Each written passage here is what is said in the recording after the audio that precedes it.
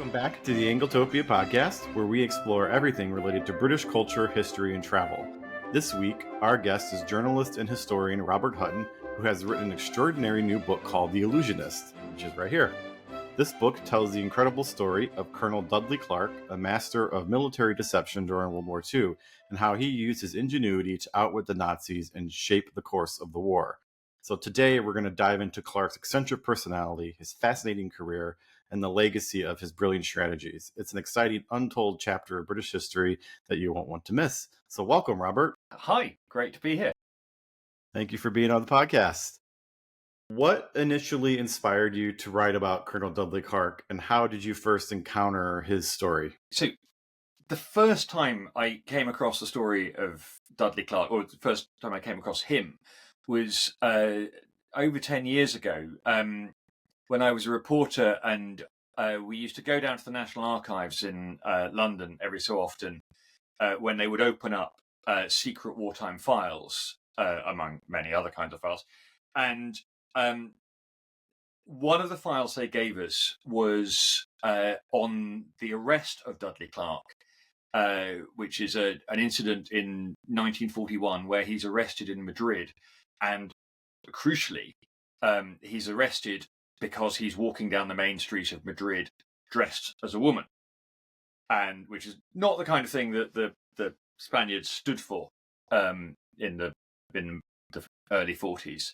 And this caused a huge scandal at the time, and indeed it caused such a scandal that the files on it were all hidden away, because I think we should have properly understood that this told us that Clark was quite an important figure. At the time, none of us had really heard of Clark, and all sort of wrote it up, I mean, as I did, as a bit of a joke figure. You know, this silly British officer gets himself into trouble doing something that you know, we all had a bit of a snigger, frankly. And only then, sort of years later, when I was researching someone else, did I come across Clark again and think, hang on a second, actually, I've completely misunderstood this man.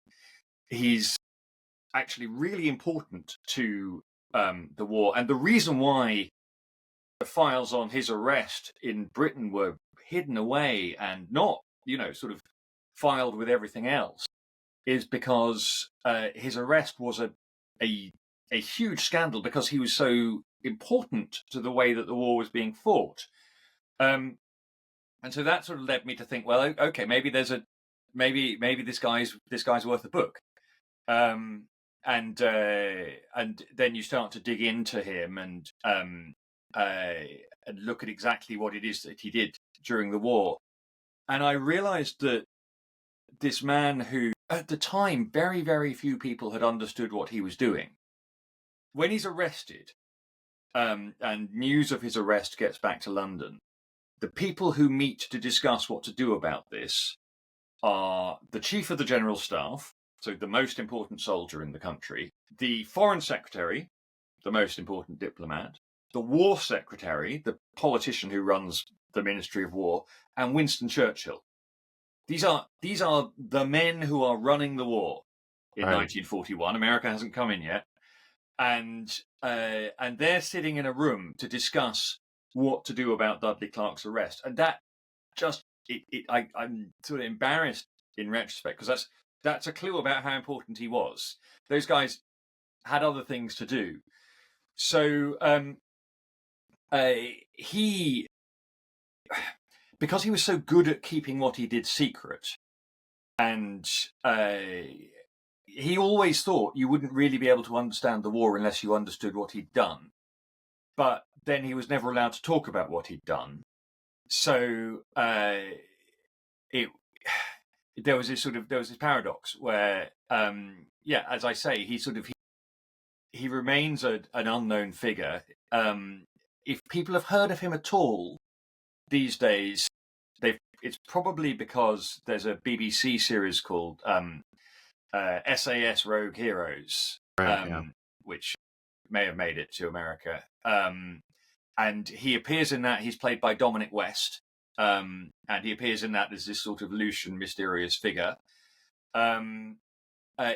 the other reason they might have heard of him is they might remember his arrest. And what people don't have is any sense of what it was that he was doing and why he was so important. So that kind of leads into my next question. What made Clarke stand out as a figure in the military during this era? Why do you think his story has remained so obscure until now? Is it because of the top secretness of it? It is. Well, so, I mean, it's odd because so many top secret stories came out, and sometimes it took decades. So the stuff about breaking the German codes, that doesn't come out until, I think, the 70s, and probably the late 70s. And the stuff about all the German double agents, that also doesn't come out until around the same time. I mean, the British sort of authorities took the view that secrets should stay secret. And although there was a sort of wave of memoirs that came out immediately after the war, actually a lot of the time when you go into them, the stuff, the top secret stuff in there, they've sort of had to make up because they, for instance, can't explain how they knew what the German thinking was. So different people do it in different ways. Some generals just say, well, I had an intuition that he would attack at this end of the line, and others sort of make up imaginary spies to cover up, as it were, real spies. And so one of the actual problems with this is that those spies then the imaginary spies then get sort of included into everyone else's books, and you're in this world of trying to work out what's true and what's not. But Clarke did in fact want to tell his own story after the war, and asked. In fact, he wanted to make a film because he loved films, and he sort of goes to the War Office for permission, and they say, "Don't be ridiculous." Basically, there's a nice memo in the archives where someone says, "Look, far too many people have been sort of telling their stories, and people just think that top secret means nothing at all, and so no, you can't." Was the answer, and so he did, and he sort of, you can see in his correspondence after the war, he does sort of keep trying, but basically he knows that the answer is always going to be no. And so he died when he dies in the early 70s, 1974. He gets a 2 or 3 paragraph obituary in the Times newspaper that doesn't really sort of say anything about him, because nobody knew anything about him. Fascinating that there's still all these figures in the war who played a key role who we don't even know anything about yet, and then it's still buried in archives and still considered so secret that we can't even know about it. It's fascinating. I mean, in answer to your question, why was he so important? What Clarke does is he runs British deception in the Middle East. That's his formal job title, and that sounds well. I mean, I suspect Americans aren't very familiar with the war in the Middle East because it's pretty much British and British Empire, right? Fighting. Largely, it has to be said, to defend British and British Empire interests. So until the American invasion of North Africa at the end of 1942, this is where Britain is fighting sort of without America at all. But it's a test lab for all sorts of things that the British and the Allies will find themselves doing later in the war. Partly because between 1940 and 1943, this is the only place that the British are fighting the Germans. So it's a place where, as at the time, sort of British officers were quite keen to get out there, because if you want to have a go at fighting the enemy, if you want to try anything out, that's where you can do it. And so Clarke is asked to come there and sort of by the British commander at the end of 1940, a chap called Wavell. And Wavell says, I'd like to try using deception to help beat the enemy. And I think Clarke is the man to do it. Clarke is already at this point got this reputation within the army as this sort of maverick thinker. So one person described him as the complete military Jeeves. So he's a sort of, and he described himself as a butler at one point. He's the kind of chap who, when let's say you're commanding the general staff, and you say, do you know, Dudley, I'm a bit worried about problem X, and I just don't know what we should do about it. He's very much the kind of man who'll say, well, sir, as it happens, I was thinking about this problem last night, and here's a little paper I've run up with some possible solutions. So generals love him. And even though he's borderline insubordinate at various points, he spends his entire military career wearing his Royal Flying Corps wings on his uniform, and he keeps being told to remove them because the Royal Flying Corps no longer exists. He trained as a pilot at the end of the First World War, and the Royal Flying Corps no longer exists. You are no longer in the Royal Flying Corps. Please take your wings off. And he will just. One of his friends says, "Well, if Dudley didn't like an order, he'd just ignore it," and that shouldn't get you very far in the military.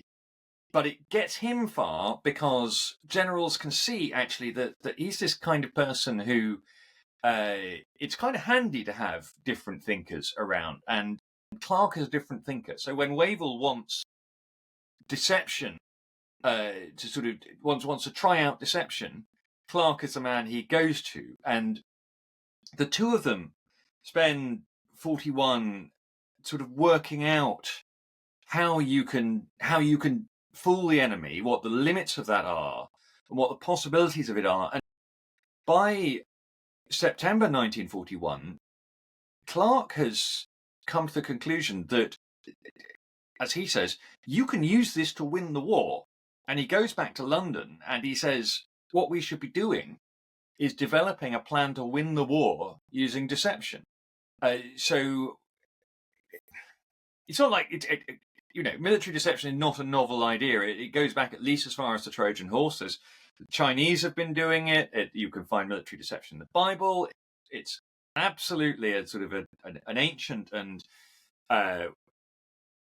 practice. But what generally it's used as a way of taking your enemy by surprise, and generally it's a way of sort of winning an individual battle. What Clarke has grasped by the middle of 1941 is that a world war allows you to do this on a different scale. So, if I let's say I'm attacking you, and you've got your men at the northern end of the trench because I've managed to persuade you that that's where I'm coming, and actually I'm coming at the southern end of the trench. Perhaps that gains me 5 minutes advantage, but ultimately that's a problem you might be able to fix. But if I can persuade you that I'm invading Germany via Norway or via Greece rather than via France, and so you've moved men to Norway or to Greece where there are lots of German troops on D-Day, then you can't move those guys back easily. It takes you time to do that. And while you're trying to work out whether you should be getting your men back, whether you can get your men back, I'm busy fighting my way through Normandy. And that was what Clarke had grasped. And I know it sort of sounds obvious to people, but I can tell you it wasn't obvious. And there's one moment when the Allies are sort of have come up with their deception plan for D-Day, and one of the American officers is sent to brief a more senior American general, and he says, "Well, we're going to tell the enemy that we're going to land at Calais." And the general looks at him and says, "But we're not going to land at Calais." And yes, sir, yes, that's the idea. But to lots of generals, the way they correctly think, well, no, the way that you win a war is you go to where the enemy are and then you kill them all, and that is how you win a war. But Clarke said, well, another way you could do it is you persuade him to put lots and lots of men in the wrong place, and then you go to Berlin, and by the time he's worked out that the men are in the wrong place, it's too late. And indeed, the moment of the German surrender, there are 300,000 German soldiers in Norway. They don't need 300,000 soldiers in Norway. Those soldiers are no use to them and they're sitting there in Norway because the British have successfully persuaded the Germans that there's an army sitting in Scotland waiting to go to Norway, and Hitler's always very worried about Norway. So now, if those 300,000 men had been sent back to sit on the Rhine, ultimately, the Allies would still have got through, but a lot of British and American boys would have died getting through them, and of course those German soldiers would have died too. So this was Clarke's genius. So he had a knack for seeing the bigger picture and applying this creative, magical thinking to it that normal, by the book military figures couldn't see because it just wasn't in their way of thinking. Yeah, absolutely. He is a creative thinker, and actually, this comes out in all sorts of ways. You could write a book on what Clarke does in 1940. I know this because Clarke wrote a book on what he did in 1940. This was the thing he was allowed to talk about. And things he does in 1940, apart from having sort of various adventures, one of the things he does is he invents modern special forces. He, after the British retreat from Dunkirk, his commander says to him, "We need to do something to give the men fighting spirit. We're a beaten army." And Clarke says, "Well, I've been thinking about that, sir, and I've got this idea for a fighting force that will nip across the Channel in the middle of the night, cut German throats, and then sort of nip back before anyone can find them. What are called sort of butcher and bolt raids in other contexts." And Clarke's thinking about this because he's been thinking, well, how do other armies react when the British beat them, which has sort of been at this point the pattern of the previous 100 years. And he's even got a name for them. He says, "Well, we'll call them the Commandos," because that's what the South Africans, the British have been fighting, sort of 40 years earlier, had been called. And the commando force that he creates, others then go on to lead it, but Clarke is a sort of is in at the birth and designs it, and he writes this document on what a commando will be like, and you read it and you think, well, you've kind of described modern special forces soldiers, and he's then sort of 6 months later, he's talking to FDR's envoy, who says, "Tell me about this commando thing, and because I think we're going to need something like that." And Clarke says, "I think you will need something like that. And here, here's how we went about it. And what you need is you need to give them an exciting name, something that sort of has some kind of historical resonance." And he says, "What about the Rangers?" Now, I have to tell you that if you go to any US Ranger historian, they will dispute that this is where the name came from. But Clarke is insistent that this is where the name came from. And it is definitely true that the US then goes and creates a force called the Rangers. And it is certainly true that the Rangers are sent to Britain to train with the commandos. So even if, different people came up with the name at the same time, where that first American Special Forces unit is learning its trade is from the British unit that Clarke set up. Yes, he's an immensely sort of creative sideways thinker. Why I love doing these interviews. I learned so much that I had no idea. So that the fact that this guy played a key role in setting up the SAS, like, that's super, super interesting. Yes. So moving on. Yeah. In your research as you were writing the book, what was the most surprising or unexpected discovery you made about Clarke or his military career that was like, whoa? I think it's sort of an iterative process. I think the thing that actually I thought this changes how we usually think about things is when you watch a film about a wartime film, right? And you watch a wartime film where there's a little bit of sort of creativity or daring do or whatever. There's always a scene where somebody who's had a brilliant idea, like the Dam Busters, the bouncing bomb, or Operation Mincemeat was out recently, that sort of they've had a brilliant idea, and they go to their commander and they say, "Sir, I've had a brilliant idea that's going to change the whole course of the war." And their commander says, "Oh, stuff and nonsense! We don't do things that way." And then the sort of the heroes of the story have to go round their bosses and sort of sneak a message to Churchill, because Churchill will understand. And that's what I discovered, is that's simply not how it was, because in 1941, Britain's military commanders know that they're losing, or they're certainly not winning. At that point, the point at which Clarke goes to London and says, I think we should try and win the war with deception. The record is that every time the British army meets the German army, the British army runs away. Now, you might think, oh, well, all of these stuffed shirts, they will just kind of try and carry on doing things the way they're doing them. But that's not what they do. They're desperate for ideas. Have you got an idea? Has anyone got an idea for how we can change this? Because we keep losing. And actually that's true with the bouncing bomb as well. The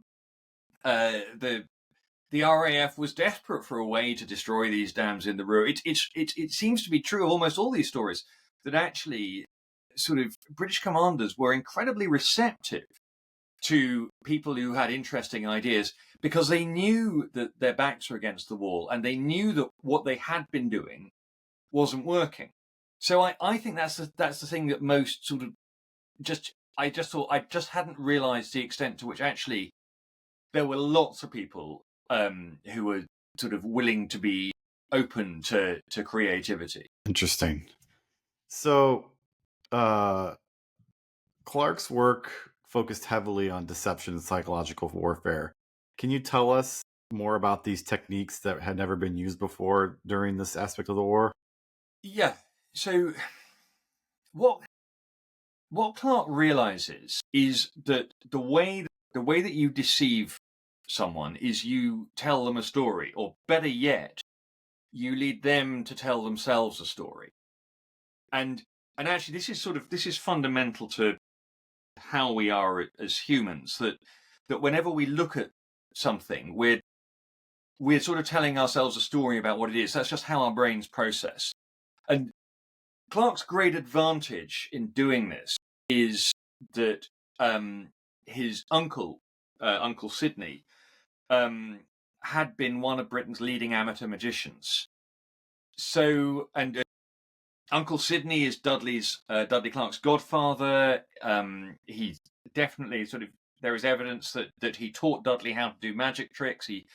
There is evidence that the childhood Dudley performed magic shows, and so Clarke is thinking like a magician, and why that's important is because no one does deception as much as magicians do deception. So about 50 years ago, a couple of academics who were quite interested in this thought, well, where can the military learn about deception from? And they went through all these various options.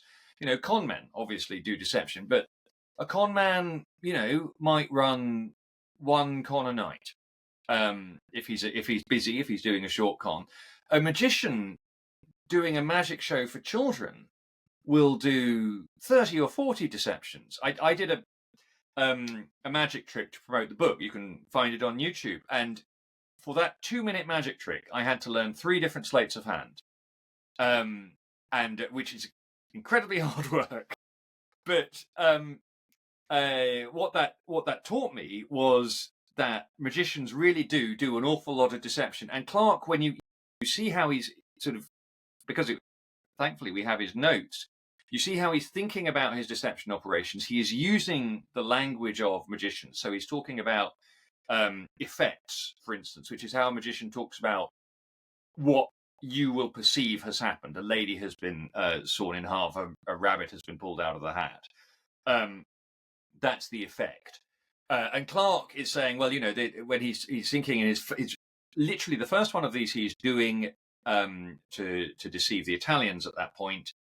He is writing the effects. This is what they will think they have seen. They will think they have seen troops moving this way. And the other thing about magicians is they use loads and loads and loads of different techniques. So you will do, even if the trick seems to be done the same way, as if the effect is the same with a trick, they will have done it a different way, so that when you're watching it, you think, no, it can't be that it's up his sleeve, because that time he had his sleeve rolled up, so it must have been something else. And of course, actually, well, maybe it came out of his sleeve the first time and then he rolled his sleeve up, and this time he did it a different way.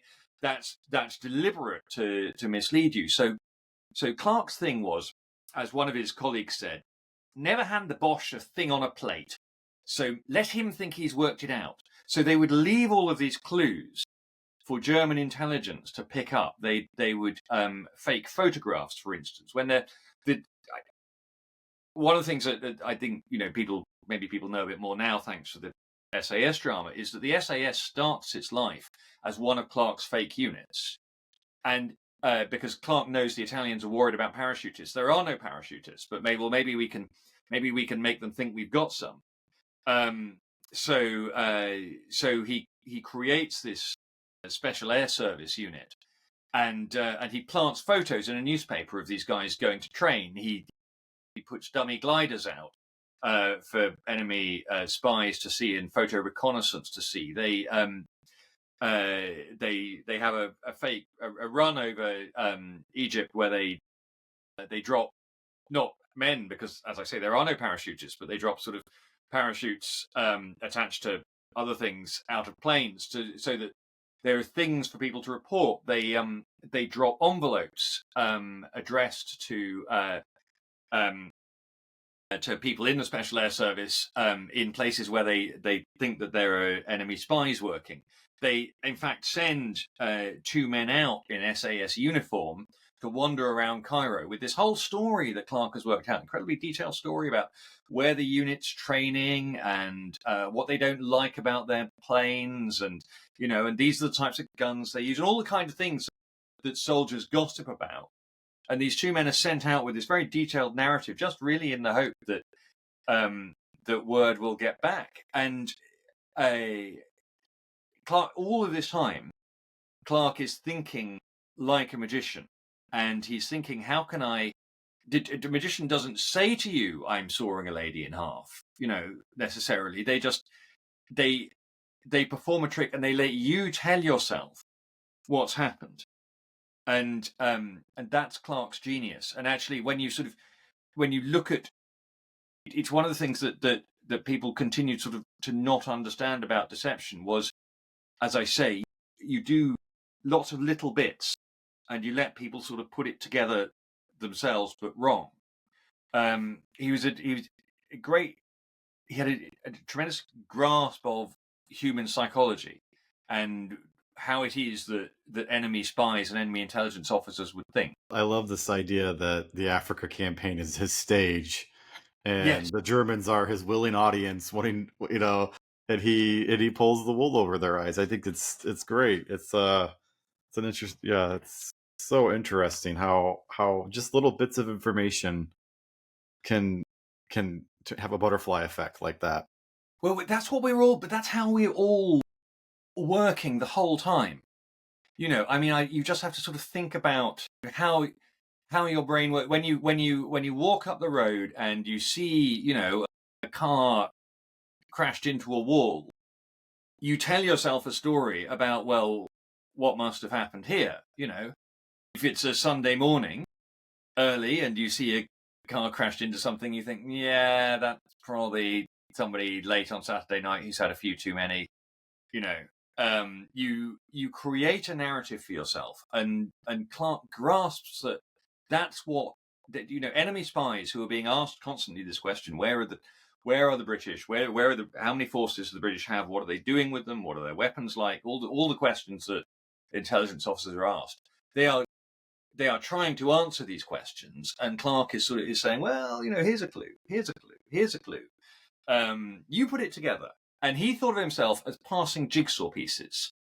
And the best thing from his point of view was that when it then turned out that that the enemy had got it wrong, as hopefully they did, it gave the enemy an excuse he could give himself, which is, I must have put the pieces together wrong. Look, if you assemble them in this other way, they create the real picture. Dummkopf. And and of course, Clarke has been very unhelpfully telling him how these pieces. It's not an accident that these pieces have been put together the wrong way. That's because Clarke and his team have been sort of whispering in their ear, and sort of by the middle of the war, they're starting to get feedback. They have some intelligence on what the Germans are thinking and hoping, and their big thing is, well, tell them what they want to hear. How can we tell them what they want to hear, or tell them the thing that they're scared of? Which both the things that we fear and the things that we hope for have an incredible sort of grip on our minds, if that makes sense.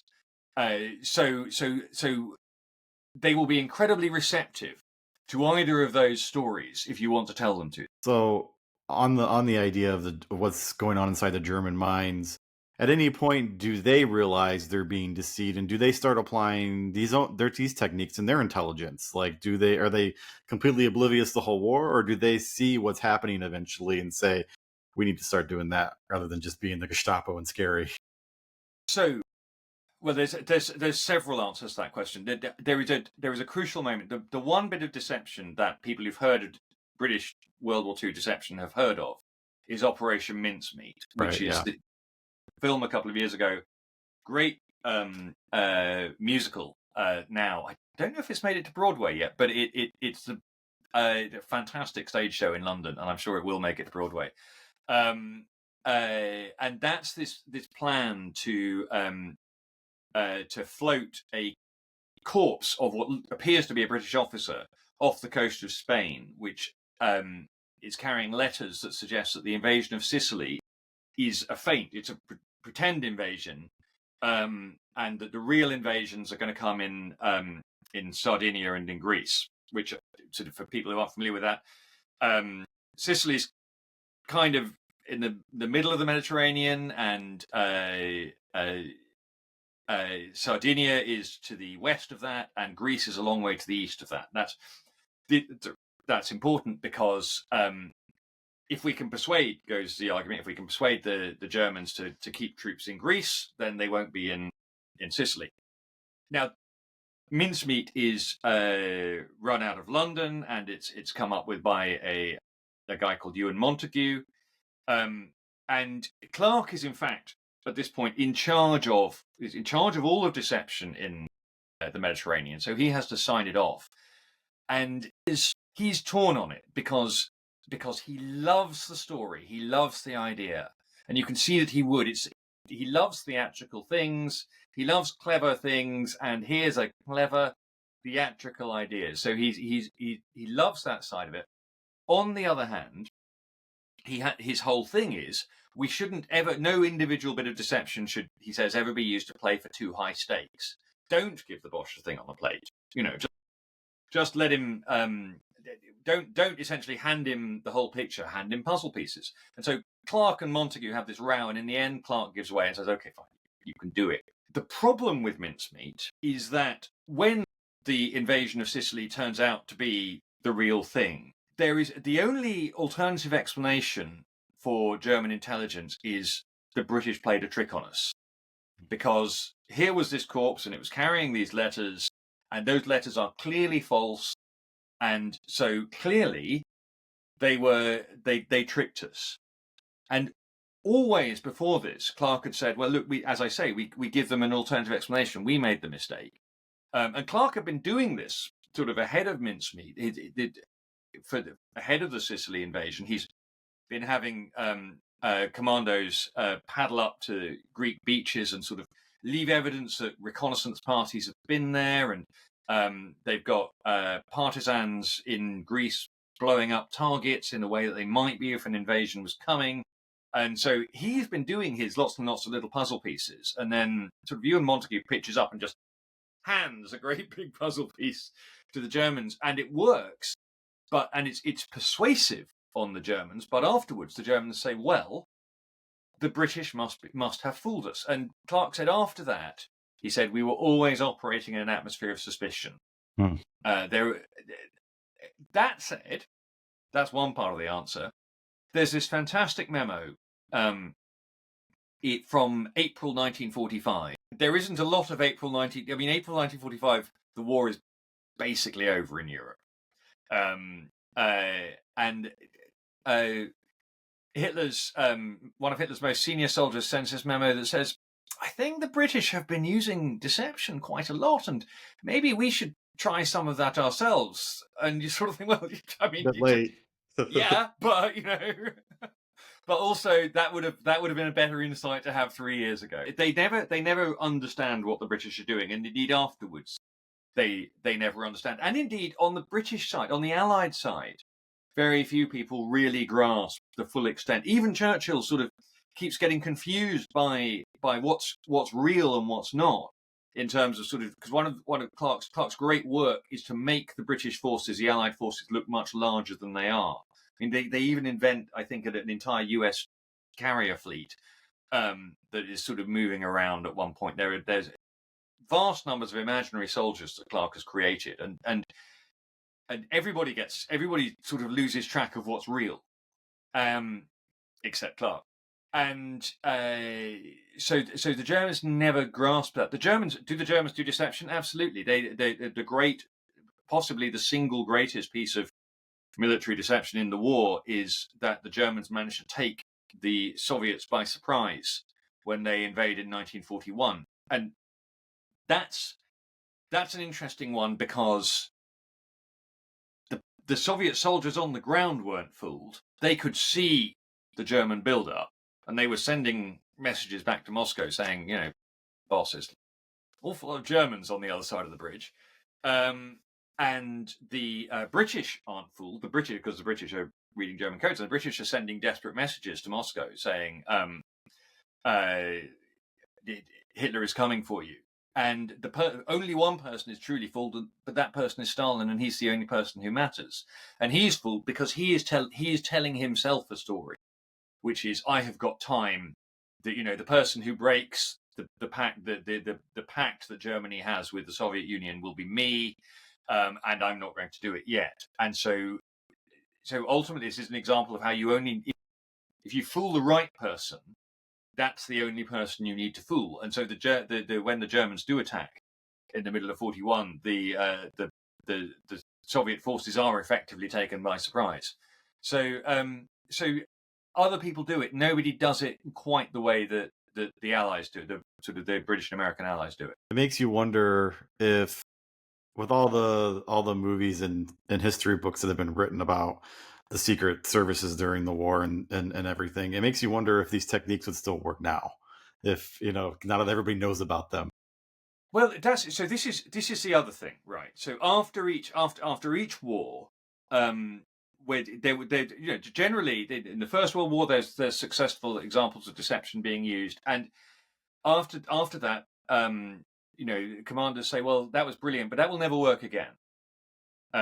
Because now the enemy's got fast planes, and they've got better cameras and longer lenses, and so we won't be able to do what we did here to sneak up on them. And that's precisely wrong. And actually, it was one of the things that frustrated Clarke after the war, because he knew it was wrong. He in fact relied on German fast reconnaissance planes with their long lenses to take pictures of the things he wanted to show them. There would have been, when his team are building dummy tanks out in the desert, there's no point in that if the Germans don't come and have a look. Just as there's no point in a magician doing a trick without an audience. You want people to see things. And in the same way, after the Second World War, people said, well, this will never work again. Now the enemy's got satellites, and they've got better radio communications and better radio interception and so on. But you look at what's happening in Ukraine. My favorite example of things that have happened in the last couple of years is that during the initial Russian attack, the Russians are sort of trying to destroy Ukrainian airfields. And the Ukrainians rather take very high definition photographs of bombed out hangars on their airfields, and then they print them off on huge sheets, and they lay those sheets over undamaged hangars, so that to the Russian satellites, these hangars appear to be also bombed out. And this is in a British intelligence report I read while I was doing the book. This is so successful that the Russian intelligence officers are heard speculating about whether the Ukrainians might have underground runways that they're using to take off, because they can't understand where the planes are coming from. Well, look, we can see all the runways and all the hangars are destroyed, and yet somehow these planes are taking off. So it keeps working. There are dummy tanks and dummy guns on the ground in Ukraine right now. The Russians applied deception ahead of their invasion of Ukraine. And it was interesting. If you sort of think of the run-up, there were various people on sort of Western intelligence saying, I think that Putin might be about to do something, but they did achieve some level of surprise. But unfortunately, one of the groups of people they surprised were their own side, so that Russian forces were not ready for the invasion, which is one of the reasons why their dash to Kyiv didn't work, because the troops who were supposed to be doing it hadn't properly prepared and weren't properly equipped. So absolutely, I think it's still happening. And I think it was a frustration to Clarke that he thought people will have to relearn these lessons. And I suspect that they are relearning them right now. And it doesn't hurt to try, right? It doesn't hurt to try the deception, No, absolutely. Clausewitz, this great military thinker who still widely read today, said, no, deception's a waste of time because it uses too many troops. But Clarke showed that it could be a force multiplier. He showed that you could, if you make yourself look stronger than you are, you can pin down enemy troops. You can dissuade enemy troops from attacking you in places where, to be honest, if they came for you, they'd win. So no, it absolutely doesn't hurt to try. So Clarke was known for being a colorful and flamboyant figure in Cairo during his time there. How do you think this helped or hindered his work? So Cairo in the war is really interesting because Egypt is technically neutral, which means it's a great place to do spying from because enemy countries can come.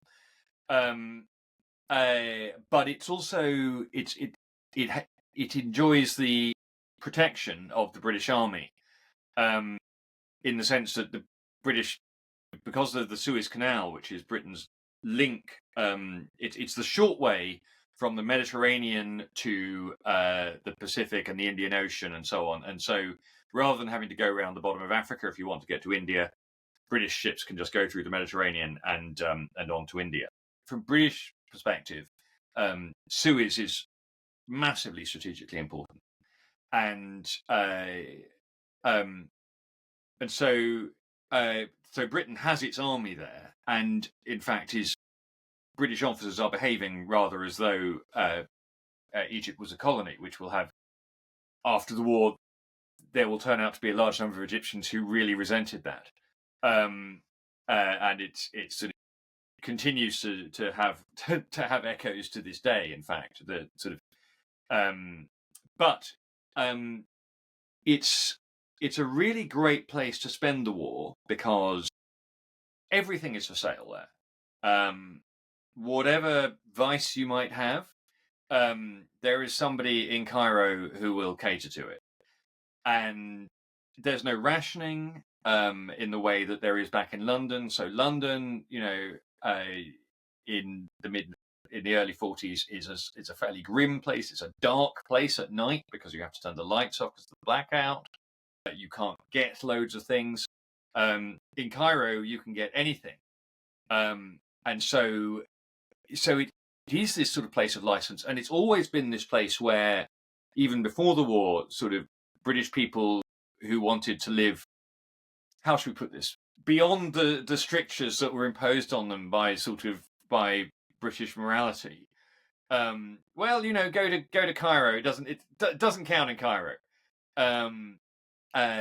So it's always been this place of license, and actually I think that's one of the reasons why Clarke is able to do all of this fertile thinking there, is because it's a place where people are just thinking differently. So I don't think it's a coincidence that the SAS, which, as I say, starts as a fictional Clarke creation and then becomes a real thing, that the people who are doing that in Egypt because it's a place where officers are sort of standing around in the bars of the hotels, sort of having these thoughts. Well, what if we did this? That's not working. It's a creative place, and actually, there's really interesting literature comes out of British authors who, for one reason or another, find themselves in Cairo during the war. So it's I think that's why he was able to do what he did there. And you have the advantage that you're far enough away from London that anyone who might sort of grab your idea or sit on your idea in the way that actually is what happens to the commandos with Clarke, they can't quite get to you. So you've got more license. Clarke effectively was running a private army. Now, there's no way he'd have been able to do that in London, but in Cairo, there are several private armies. So, changing track a little bit as we get to our final questions here. I'm a huge Churchillian, so I'm doing I'm going to the conference in October. So I've done a few special podcasts about Churchill. So I'm very curious to know, what was Churchill's role in all this? Like you said, he knew about Clarke. How did he feel about the things that Clarke was doing? So he first comes across, does he first come across Clarke with his arrest? He will certainly have been aware of Clarke with his arrest. And Clarke's arrest is baffling to him. And actually it's Clarke's superiors who defend their man. A year after that, Clarke is a little bit in disgrace following his arrest. A year after that, Clarke is in number 10 briefing Churchill on deception. So he's definitely sort of back in the fold by then. I found a lovely story that I really liked. As I say, Clarke's thing was making British forces look larger than they were, and Churchill is very demanding of his generals. And at one stage, I can't remember exactly when, they're saying to him, "Look, we don't have enough men in Cyprus to do whatever it is that you want us to do this week." And Churchill's, "There's nonsense. I know for a fact that there's an entire army corps sitting on Cyprus doing nothing," and the generals sort of send this reply that's just the right side of insubordinate, that says, "Actually, sir, that's not a real army corps. That's one of Dudley Clarke's fake army corps." And somebody passes this note to Clarke, who had a file that he kept of what he called indications that deception was accepted by the enemy. So he puts it in there. I love that. So for my last question, I want to know, in all the research you did and as you finished writing the book, what's your favorite anecdote about Clarke, about maybe his personal life or even the war, that really sticks with you? I like the fact that he's born in South Africa because his father's an adventurer, and he's born. I think it's the siege of Ladysmith. There's various sieges, and he is an infant during this siege, and he discovers, having sort of joined the army, that anyone who was on the ration strength is entitled to a medal for having fought in this war. And he spends years trying to argue that because he was a baby and was being fed army rations during this siege, that he should be entitled to wear this medal. And he never gets there. But this was the kind of person that he was.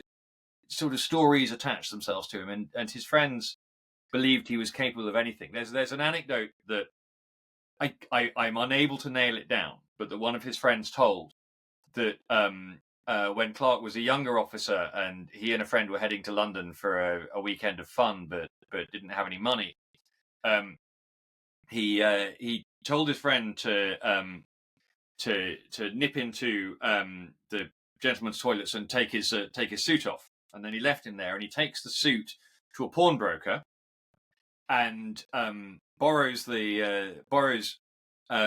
money against the suit with security, and then goes down the road to another shop where he uses the money he's just got from the pawnbroker to pay a deposit on a grandfather clock.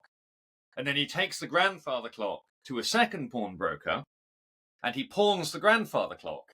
And then he gets the money to go and get his friend's suit back. And now they've got the suit and they've got the money, and the grandfather clock, which is kind of technically stolen, is no longer their problem. And his friend says to him, "Why a grandfather clock, Dudley?"